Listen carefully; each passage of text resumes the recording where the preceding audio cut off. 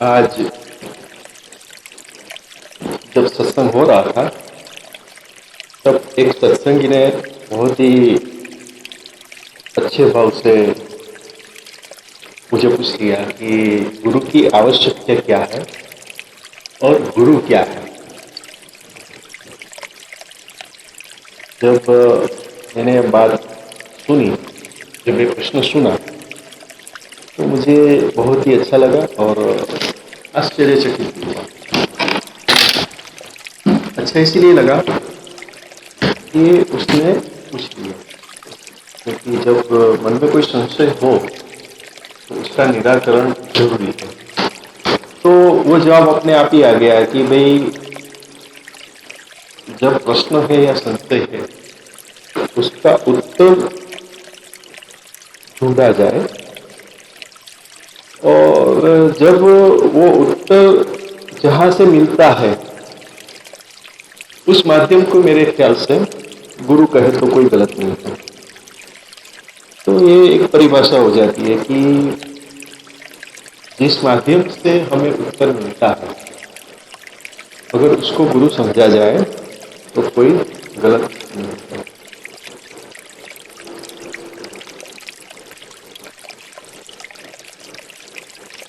सामान्यतः गुरु की परिभाषा बहुत विशाल है, पर जनरली क्या होता है कि जब हमारे अंदर कुछ उत्कंठा होती है, कुछ प्रश्न होते हैं, उसको हम तलाशने की कोशिश करते हैं और ये सवाल सामाजिक भी हो सकते हैं, आर्थिक भी हो सकता है, आध्यात्मिक भी हो सकता है। और आज आप सब लोगों ने देखा होगा कि ये तीनों तरह के समस्याओं का निराकरण पाने के लिए हम गुरु की शोध में होते हैं। कई बार हम गुरु के पास जाते भी हैं, जब हमें जवाब मिल जाता है तो हमारा और उसका समन्वय रहता है। कई बार ऐसा होता है कि अपेक्षा परिपूर्ण न होने की वजह से गुरु बदलने पड़ते हैं। तो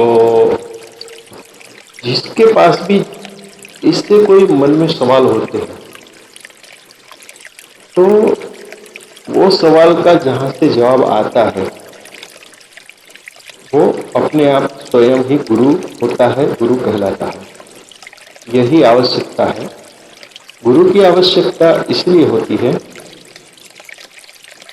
कि जो हमें मार्गदर्शन दे और वो मार्गदर्शन हमें हमारे जीवन में एक उत्तम पड़ाव की ओर ले चले, जिसके द्वारा हम हमारा जीवन को अच्छी तरह से व्यतीत कर सकें।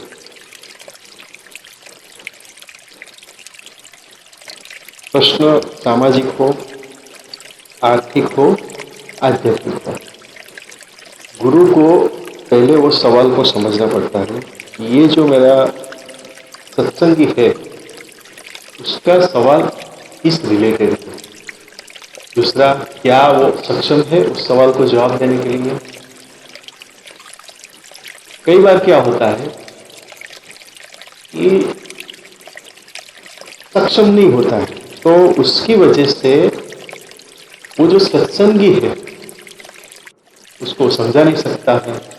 जब वो समझा नहीं सकता उस टाइम पे वो सत्संगी ज्यादा व्यथित हो जाता है, कंफ्यूज्ड हो जाता है और इसी वजह से वो भटक जाता है। और जब आदमी या सत्संगी जब भटकता है तो उसकी जो साइड इफेक्ट बोलते हैं वो स्वतः स्वाभाविक रूप से ही समाज को, अपने आप को,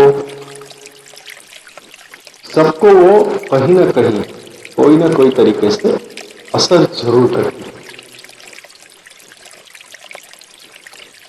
कई बार क्या होता है कि बात समझ में तो आ जाती है, पर जब उसका अमल करना आता है तो दोनों में बहुत ही विरोधाभास होता है। कई लोगों ने अपने आप गुरु बना लिया हो और गुरु बनाने के बाद उन्होंने जो बात बोली, जिसको हम गुरुवाणी बोलते हैं, तो होता क्या है कि जब उसको अमल में करने जाते हैं तब अपना डिसीजन लगाता है। यानी कि वो जो आदमी है जिसने गुरु से सुना है, उसकी गुरु आज्ञा वो सुना है, माना है, उसको वो ध्यान में नहीं लेता है। नहीं, ऐसा तो नहीं हो सकता, चलो उसको थोड़ा अपडेट करते हैं या कुछ अंदर मिक्स करता है। जब ऐसी कोई सिचुएशन आती है तो परिणाम अनुकूल नहीं होते और उसको परिणाम नहीं मिलते हैं। और उस टाइम पे फिर वो गुरु के पास जाता है सत्संगी, फिर गुरु पूछता है। तो गुरु को तो पता नहीं होता है कि जब उसने जो आज्ञा दी है उस आज्ञा में उसने अपना भी कुछ मिला के उसको इम्प्लीमेंट करने की कोशिश की, जिसकी वजह से वो सफल नहीं हुआ। कहने का तात्पर्य ये है कि सत्संगी और गुरु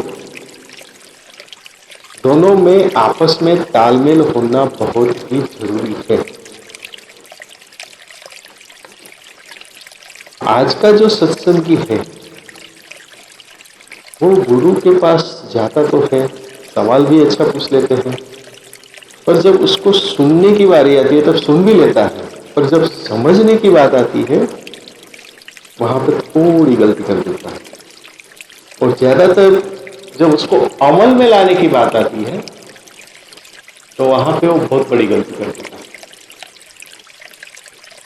और फिर अनुकूल परिणाम नहीं मिलते हैं और फिर बाकी सब सवाल एक के बाद एक खड़े होते हैं। सामाजिक सवाल मैंने कई बार देखा है कि सामाजिक सवाल होते हैं, जैसे मेरी बीवी ये वो, मेरा बच्चा पढ़ नहीं रहा है, मेरा धंधा नहीं चल रहा है, ऐसी ऐसी बातें गुरु के पास आती है। मेरे कहने का तात्पर्य ये है कि आप जो समस्या दिखाते हो, कभी भी आप उसमें वो समस्या क्यों खड़ी हुई है उसके बारे में कभी सोचने का प्रयत्न किया है?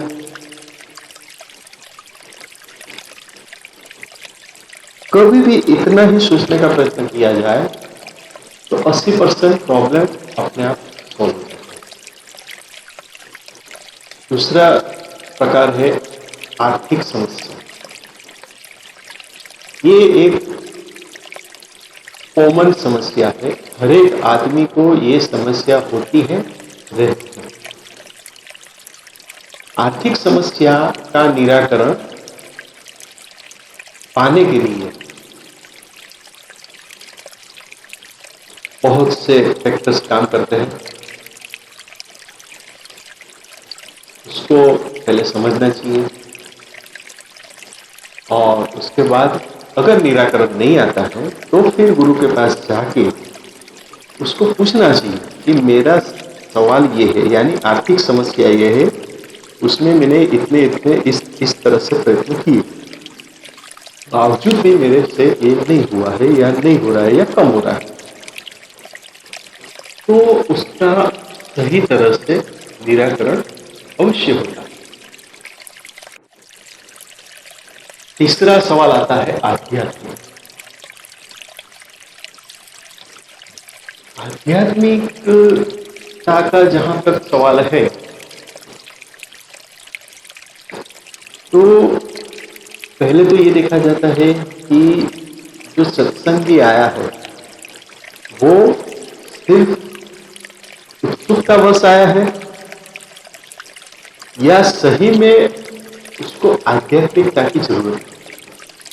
वहां पे गुरु जो बने हैं उसका रोल सबसे ज्यादा बन जाता है, क्योंकि अभी जो टेस्टिमेशन आता है वो गुरु का हो जाता है। यहाँ पे जो सत्संगी है वो इतना एफर्ट किया हो ऐसा लगता नहीं है। पहले जो समस्या बताई आर्थिक और सामाजिक, उसमें ज्यादातर रोल रहता है ये सत्संगी का। पर जब आध्यात्मिक लेवल पे जब आता है तो निश्चित रूप से गुरु के अपने लेवल की, और दूसरा कि सत्संगी का जो लेवल है वो पहले जानना बहुत जरूरी होता है। मैंने कई बार देखा है, यहाँ पे कोई क्रिटिसाइज नहीं हो रहा है, जस्ट बात चल रहा है।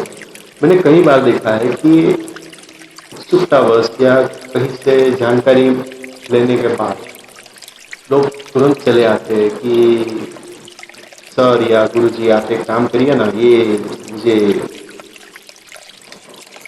प्रभु को पाना है, या ईश्वरीय शक्ति क्या है जानना है, या जो अपने शरीर में चक्र जो है उसको जागरूक करना है। मेरा सीधा सवाल होता है कि क्यों करना है? तो बोलते बस एकदम से अभी प्रभु को पाने के लिए ये सब मुझे लगता है जरूरी। मैंने बोला एक सब किसने बोला?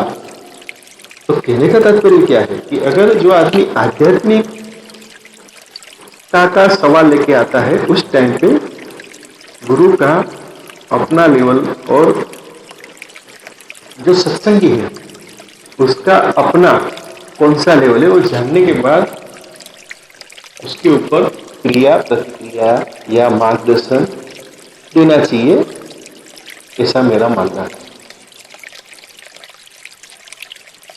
अगर सिंपल भाषा में कहा जाए तो जो आध्यात्मिक लेवल पे सवाल पूछा जाता है तो पहले जाना जाता है कि वो बाल मंदिर कक्षा का है, प्राथमिक कक्षा का है, माध्यमिक कक्षा का है या उच्चतर माध्यमिक कक्षा का है। वो पहले जानने के बाद ही उसके ऊपर उसके अनुसार कोई भी क्रियात्मक मार्गदर्शन देना चाहिए, ऐसा मेरा मानना है। और यही गुरु है और गुरु की आवश्यकता इसलिए है, ऐसा मेरा मानना है।